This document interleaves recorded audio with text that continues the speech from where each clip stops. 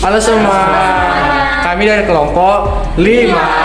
Kami akan mempresentasikan tentang materi Think, Pair, Share.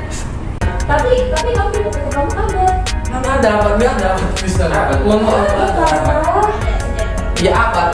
200. Nah, itu.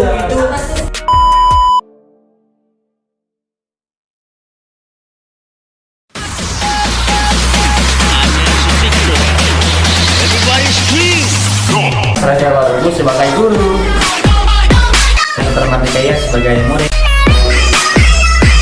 kan Akbar Frida sebagai murid. Manusia lain sebagai murid. Taufik Surya sebagai murid.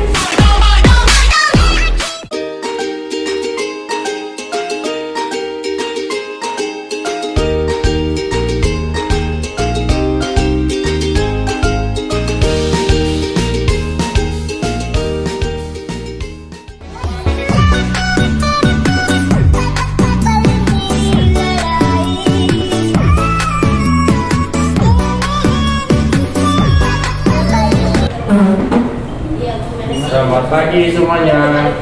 Selamat pagi, Pak. Bagaimana kabar kalian? Baik, Pak. Oke, sebelum kita mengadakan pembelajaran kita, minta tolong Pusra untuk membuka kita dalam doa. Oke, teman-teman, bersama kita harus dalam doa. Bapak, terima kasih yang telah menolong kami dari pagi hari ini, dan kami bisa memulaikan proses belajar kami. Bapak, berkati proses belajar kami dari awal mereka. Terima kasih Bapak, amin. Amin. Oke, Bapak akan absen dulu ya.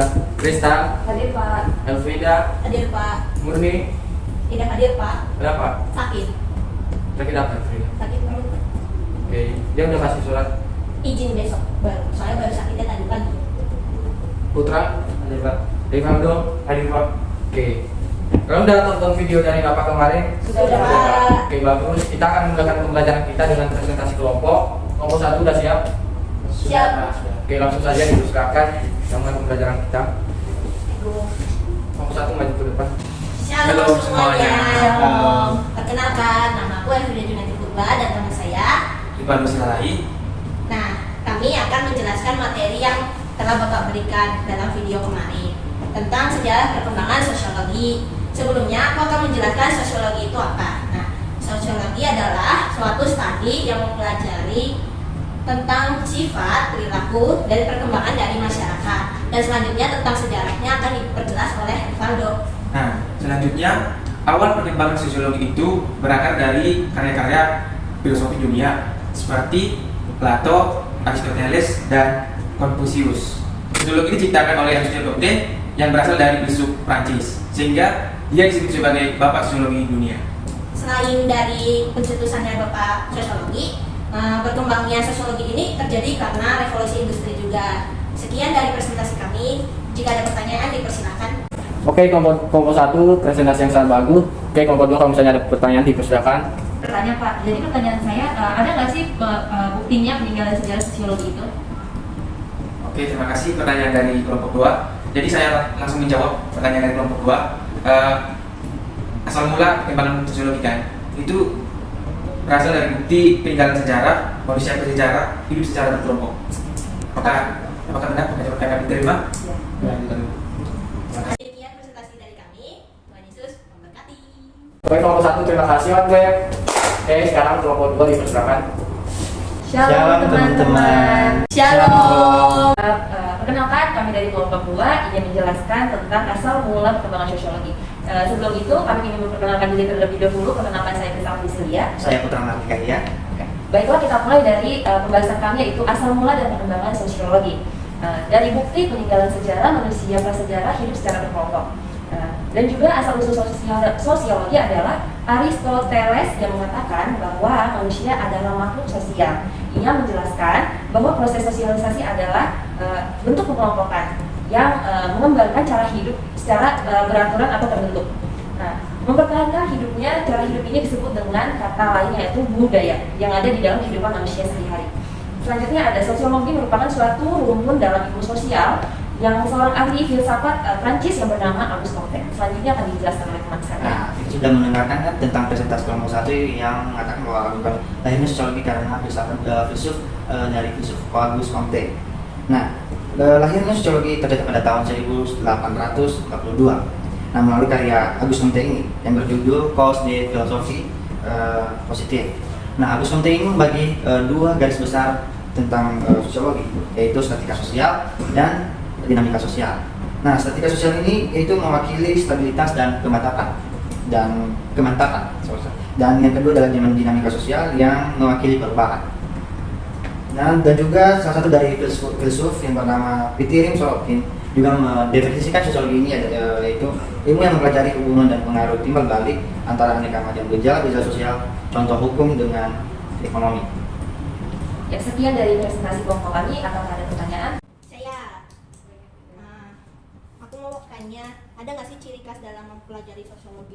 Menurut kami sosiologi itu dalam studi mempelajari tentang sifat, perilaku, dan perkembangan pada masyarakat. Terjawab. Tulis, sudah. Terima kasih.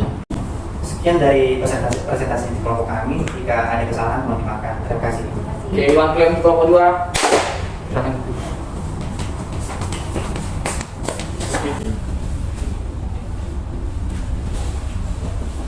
Oke, semuanya bukunya ditutup dulu. Bapak akan mereview materi minggu lalu. Baik, Pak. Oke, Bapak akan review dengan metode kuis. Boleh di-scan. Oke, terima kasih untuk kelompok presentasi. Materinya sangat bagus-bagus. Semuanya itu bisa menjadi bekal kalian untuk kedepannya. Nah, sekarang kita tiba pada agenda kita pada hari ini. Oke, hari ini kita akan membahas kembali tentang sejarah, perkembangan, dan konsep dasar sosiologi. Nah, di sini tadi kalian sudah membahas sedikit, namun pada hari ini kita akan membahas lebih dalam lagi dengan tujuan agar memberikan kalian pemahaman tentang sejarah sosiologi itu dan konsep dasarnya di dalam masyarakat. Kedua, sejarah perkembangan, konsep dasar sosiologi, dan perspektif teori. Oke. Di sini Bapak punya satu pernyataan nanti Bapak suruh membantu atau force. Di sini kita bisa baca sama-sama 1, 2, 3. Sosiologi merupakan suatu studi yang mempelajari tentang kehidupan manusia baik dari segi fisik, sosial, dan budayanya. Nah, sebelum memilih Bapak suruh kalian untuk berpikir dulu apakah benar atau salah. Dipersilakan 30 detik.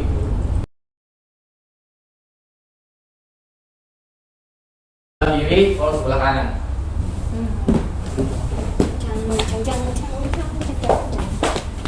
Oke, sebelum kalian menentukan alasannya gimana, kalian bisa diskusi dulu dengan teman kelompoknya dan itu dan force. Apa alasan kalian memilih itu? Bisa. Jadi sekarang 1 menit. Kelompok true bisa di-sharingkan mengapa kalian memilih, mengapa bahwa pernyataan ini benar. Bisa dibagikan kenapa? Kalau menurut kami Pak, tadi itu kayak sosiologi kan nggak dalam kehidupan manusia sampai kan, itu pasti melibatkan dari segi fisik, sosial, interaksi, dan kebudayaan Pak. Oke, dari kelompok force. Oh, jadi setelah kami berdiskusi Pak, kami memahami bahwa sosiologi kan tentang masyarakat dan tentang sifat. Jadi dalam penjelasan definisi Bapak itu tidak ada tentang masyarakat. Jadi kami menyebutkan bahwa itu tidak sesuai Pak. Jadi false gitu. Oke. Jawabannya adalah false. Bisa Pak? Karena sosiologi itu hanya fokus pada kehidupan manusia. Ini bisa kita baca sama-sama 1, 2, 3. Sosiologi merupakan suatu studi yang mempelajari perilaku masyarakat dan perkembangan masyarakat. Jadi sosiologi ini merupakan suatu studi kasus yang membahas tentang masyarakat sebelumnya. Oke, bisa kembali di tempat masing-masing. Bapak izin buka masker ya. Iya, Pak. Oke, next. PPT-nya bisa dibuka di HP masing-masing. Bapak udah kirim tadi di Moodle. PPT-nya bisa dibuka di HP masing-masing. Bapak udah kirim di Google Classroom. Baik Pak. Baik Pak. Oke, masuk pada sejarah perkembangan sosiologi. Nah, jadi sosiologi itu berakar dari karya-karya filsuf. Nah, karya filsuf itu merupakan orang-orang yang kayak ahli-ahli gitu. Orang-orang yang suka mengemukakan sesuatu dan menerapkannya di dalam kehidupan masyarakat.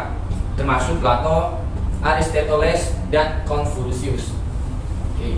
Istilah sosiologi diciptakan oleh filsuf Prancis yaitu Auguste Comte seperti tadi yang telah dijelaskan dalam presentasi kelompok, yang kemudian dikenal sebagai bapak sosiologi. Nah, dan juga perkembangan sosiologi itu didukung oleh revolusi industri, mana membantu mendorong perkembangannya sosiologi. Pak, Iya, saya Pak. mau bertanya Pak. Iya, Pak. Itu apa pengertian revolusi industri Pak? Oke.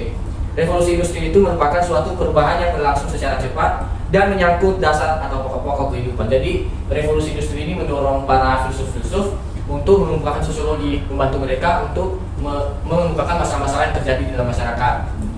Oke, next. Pak, saya ingin bertanya. Ya, Ustaz. Sosiologi itu terlahir dari tahun berapa dan terjadi di awal negara apa? Oke, pertanyaan yang sangat bagus, Kristal. Jadi sosiologi itu diciptakan pertama kali pada tahun 1798 sampai 1857 yang dikemukakan di negara Prancis oleh Auguste Comte sendiri. Oke, makanya di Siapa lagi Pak? Oke, next. Selanjutnya, sejarah perkembangan sosiologi. Nah, jadi seperti yang Bapak jelaskan tadi bahwasanya perkembangan sosiologi itu lahir akibat adanya gejolak sosial efek revolusi industri. Jadi, revolusi industri ini sangat membantu para sosiolog untuk mengembangkan sosiologi.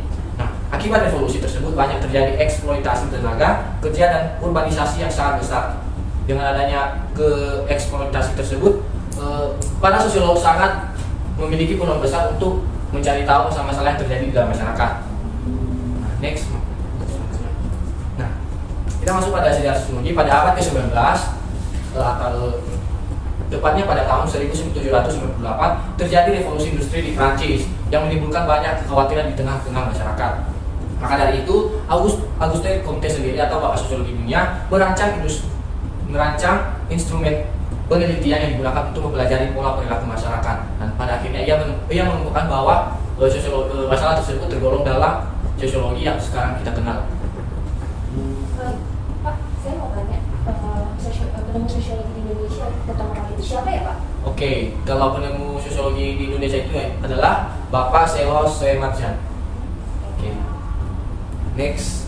Sekarang kita tiba pada konsep dasar sosiologi. Nah, bisa dilihat di slide-nya masing-masing bahwasanya bapak-bapak sosiologi itu ada 5 orang. Pertama, Elfrida, nggak tahu untuk baca. Yang pertama ada Auguste Comte, Oke, yang kedua ada Emile Durkheim, yang ketiga ada Max Weber, yang keempat ada Trim Sorokin, dan yang kelima ada Solos Marjan. terima kasih Elfrida. Jadi ini adalah bapak-bapak penemu sosiologi termasuk Bapak Sosiologi Indonesia. Next. Nah, selanjutnya Auguste Comte. Nah, jadi dia memiliki Nah, selanjutnya konsep dari Auguste Comte ini, teori. kan ini dibawakan konsep dasar sosiologi, teorinya takdir. Konsep dari Auguste Comte. Baik, Elfrida, terima kasih. Jadi kelima bapak-bapak yang kita lihat di sini adalah bapak penemu sosiologi. Nah, selanjutnya konsep dari Auguste Comte. Bisa minta tolong Kristal untuk bacakan. Menurut Auguste Comte, sosiologi adalah ilmu yang mempelajari manusia sebagai makhluk yang mempunyai naluri untuk senantiasa hidup bersama dengan sesamanya. Nah, jadi Auguste Comte ini menjelaskan bahwasanya manusia itu adalah makhluk sosial yang membutuhkan sesamanya untuk saling berinteraksi. Jadi kita bisa pahami bahwasanya kita tidak bisa hidup tanpa orang lain atau kita tidak bisa hidup dengan sendirinya menjalani sebuah kegiatan-kegiatan setiap hari dengan hidup sendiri, itu tidak bisa ya kan? Oke, next. Emile Durkheim. Kita tolong Rival untuk membacakan. Menurut Emile Durkheim, sosiologi adalah ilmu yang mempelajari fakta sosial. Fakta sosial merupakan cara bertindak, berpikir, dan berperasaan yang berada di luar individu, serta mempunyai kekuatan maksa dan kendalikan. Oke, selanjutnya Max Weber. Ini persilakan untuk Putra untuk membacakan. Max Weber, sosiologi adalah ilmu yang mempelajari tindakan sosial. Tindakan sosial adalah tindakan yang dilakukan dengan mempertimbangkan dan berorientasi pada perilaku orang lain. Oke. Berikutnya Pikirin Sorokin. Jadi di sini dia memiliki 3 konsep dasar tentang sosiologi. Yang pertama, hubungan pengertian berbalik antar aneka macam gejala sosial. Jadi dia mengungkapkan bahwa sosiologi itu merupakan hubungan timbal balik atau masalah-masalah sosial yang terjadi di masyarakat yang memiliki hubungan yang saling berpengaruh antara satu dengan yang lain. Konsep dasar yang kedua, hubungan yang saling berpengaruh antara gejala sosial dan gejala non sosial, misalnya gejala geografis, biologis, dan sebagainya. Ketiga, ciri-ciri umum semua jenis gejala sosial. Nah, jadi semua gejala-gejala sosial yang dapat kita temukan di masyarakat itu merupakan ilmu sosiologi menurut Pikirin. Oke, selanjutnya Selo Marjan atau Bapak Sosiologi Indonesia yang kita kenal saat ini. Dia mengungkapkan bahwa sosiologi itu merupakan ilmu masyarakat atau atau ilmu mempelajari struktur sosial dan proses-proses sosial termasuk perubahan sosial. Jadi yang bahwa semua ilmu yang berkaitan dengan sosial, masalah sosial itu tergolong dalam ilmu sosiologi. Next, termasuk pada hakikat sosiologi. Yang bagian A bisa dibaca, sosiologi merupakan ilmu sosial. Mengapa sosiologi itu disebut sebagai ilmu sosial? Bapak memberikan waktu untuk kalian berpikir secara individu dulu, nanti bisa diskusi dengan teman sebangku, habis itu di-share di depan kelas. Silakan, Bapak kasih 1 menit. Dari kelompok sini dulu ada yang mau volunteer untuk menyampaikan hasil diskusinya.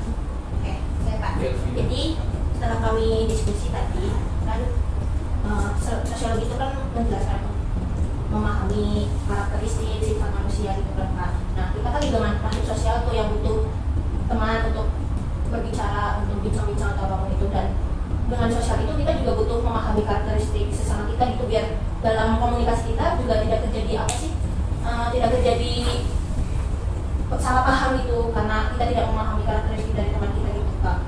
Di dalam Alkitab pun kan juga dikasih tahu, setahu saya Tuhan ingin kita berelasi dengan sesama kan Pak. Jadi dengan adanya sosiologi merupakan ilmu sosial ini kita lebih memahami akan relasi itu Pak. Benar Pak. Oke, konten tuh kelompok beda. Oke, dari sini ada yang mau sampaikan. Kalau menurut diskusi kami tadi, bahwa sosiologi itu dikatakan sebagai ilmu sosial karena dari definisinya aja Pak. Karena kami tadi mendefinisikan bahwa ilmu sosiologi itu tentang interaksi sosial masyarakat. Jadi ya mungkin dari penemuan filsuf sosiologi atau Wisconsin dia menemukan sendiri tentang permasalahan di dalam masyarakat. Jadi kalau menurut kami karena dimasukin dalam sosial karena mungkin dalam masalah-masalah masyarakat atau tentang interaksi masyarakat di dalam lingkungan, ya mungkin lingkungan masyarakat dan komunitas gitu. Oke, konten sangat betul sekali ya, bahwasanya sosiologi itu disebut sebagai ilmu sosial karena kita bisa mengetahui lagi definisinya bahwa itu tentang ilmu masyarakat. Nah, jadi ilmu sosiologi ini beda dengan ilmu lainnya, misalnya ilmu alam, ilmu kerohanian. Ini lebih berfokus pada masyarakat, tentang kehidupan masyarakat. Beda misalnya dari ilmu biologi yang bahas tentang tumbuhan, astronomi gitu. Oke, daripada keduanya, sosiologi tidak termasuk ilmu pengetahuan yang kategoris, bukan normatif. Artinya sosiologi membatasi pembahasan pada apa yang sedang terjadi, bukan pada apa yang akan terjadi. Jadi sosiologi ini lebih berfokus pada masalah yang sedang terjadi. Misalnya ada orang-orang yang sedang melakukan demokrasi, itu sosiologi lebih berfokus membahas tentang masalah itu, bukan tentang membahas masalah yang akan datang. Misalnya kira-kira besok hujan nggak, itu dibahas, bukan itu. Sosiologi lebih berfokus pada masalah yang sedang terjadi. Sosiologi adalah ilmu pengetahuan murni, bukan ilmu pengetahuan terapan. Sosiologi merupakan ilmu pengetahuan yang abstrak, artinya sosiologi melakukan pengamatan terhadap bentuk dan pola yang terjadi dalam masyarakat, bukan merupakan wujud konkret. Jadi mengapa dikatakan abstrak? Sosiologi ini dilakukan dengan cara mencari sumber-sumber, bukan dengan langsung mengamati objek yang sudah terjadi, meminta sumber lain, informasi lain agar masalah yang sedang diteliti atau diobservasi dapat dikemukakan. Sosiologi adalah ilmu yang rasional dan terkait dengan metode yang digunakan. Sosiologi termasuk ilmu pengetahuan umum, bukan ilmu pengetahuan khusus.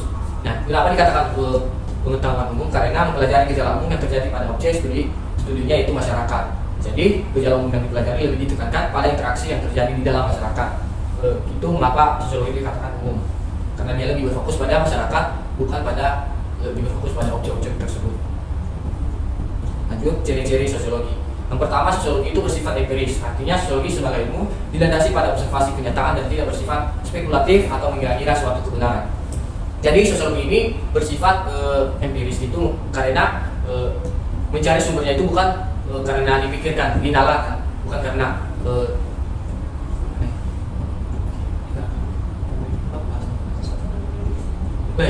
bukan karena diprediksikan, melainkan dicari tahu sumbernya dari orang-orang yang benar-benar tahu apa yang terjadi di dalam gejala masyarakat tersebut.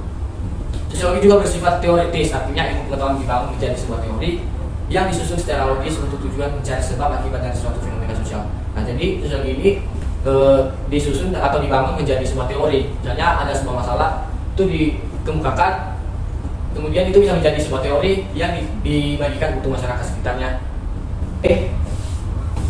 Selanjutnya, sosiologi bersifat teoritis, artinya ilmu pengetahuan dibangun menjadi sebuah teori yang disusun secara logis untuk tujuan mencari sebab akibat dari suatu fenomena sosial. Nah, jadi sosiologi ini disusun atau dibangun hingga menjadi sebuah teori dari masalah-masalah yang terjadi di dalam masyarakat. Dari hasil temuan-temuan yang telah ditemukan itu bisa menjadi teori dan diterapkan di dalam kehidupan bermasyarakat. Selanjutnya, sosiologi bersifat kumulatif, artinya disusun berdasarkan teori-teori yang sudah ada sebelumnya, kemudian dikritisi, diperbaiki agar teori tersebut dapat lebih relevan mengikuti perkembangan zaman. Nah, jadi sosiologi itu bersifat kumulatif ini merupakan seseorang. Oke, selanjutnya bersifat non etis, artinya sosiologi mempersoalkan fakta yang terjadi di masyarakat, bukan tentang baik dan buruknya fakta. Jadi sosiologi ini berfokus pada apa yang sedang terjadi di dalam masyarakat, bukan mempersoalkan atau mempermasalahkan hal yang benar-benar fakta namun tidak terjadi. Next.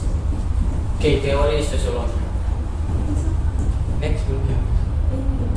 Oke, next. Nah, jadi karena kita tadi belajar tentang sejarah sosiologi sama konsep dasarnya di dalam masyarakat, menurut kalian interaksi apa saja bentuk sosiologi yang kalian dapatkan di dalam masyarakat? Misalnya Interaksi sosial. betul banget. Oke, Bapak punya 2 gambar di sini. Menurut kalian nanti apa yang kalian lihat di gambar ini dan mereka sedang apa? Terus apa alasannya mereka membuat hal tersebut? Ya, kalian bisa berpikir secara individu dulu. Dipersilakan mulai dari sekarang 1 menit.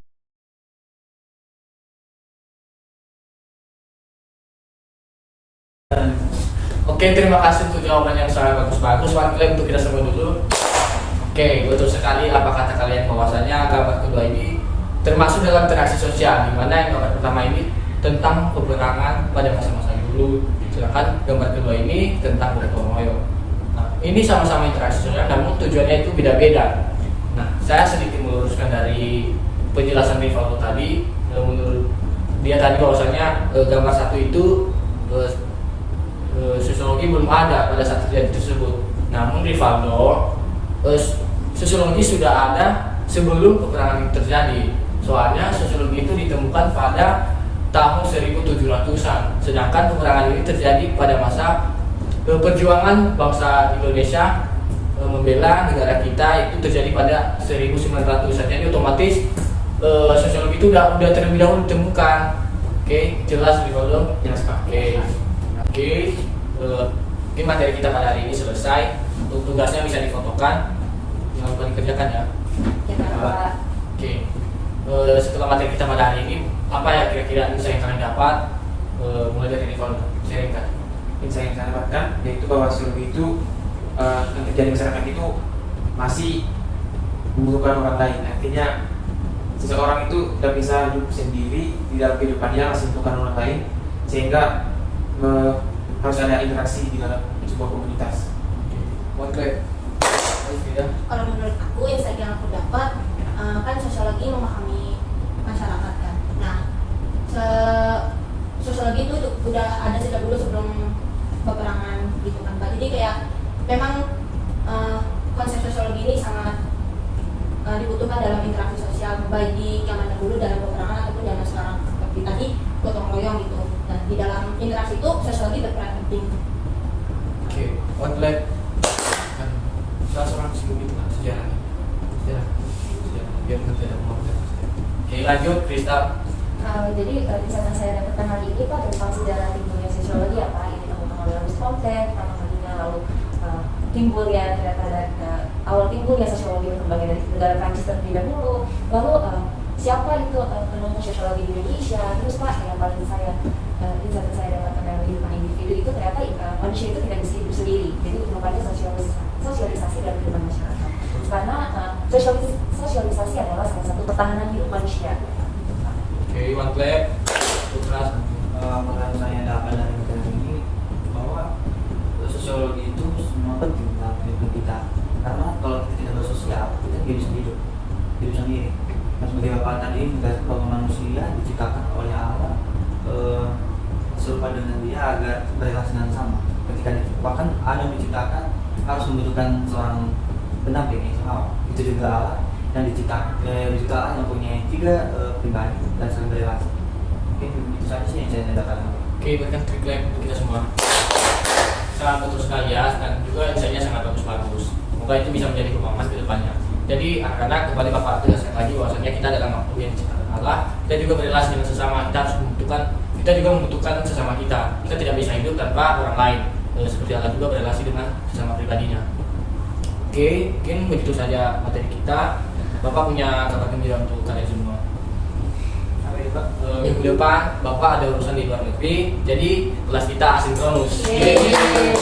Tapi Bapak akan kirim video, nanti dikerjakan dan di-upload, itu akan menjadi tanda kalian. Siapa? Oke, untuk kelas kita pada hari ini, kita tolong Pago, kita akan doa. Oke, Bapak juga teman-teman, kita berdoa. Segala kecukupan dan kehendak Bapak, iman seperti itu sehingga kami yang Tuhan bisa menjadikan pembicaraan kami dari awal hingga akhir Tuhan. Kiranya yang kami dapatkan dan diberikan oleh guru kami Tuhan dapat kami terapkan dan kami laksanakan dalam kehidupan sehari-hari. Apabila dosa-dosa kami Tuhan, terpuji nama kami, kita selamanya. Amin.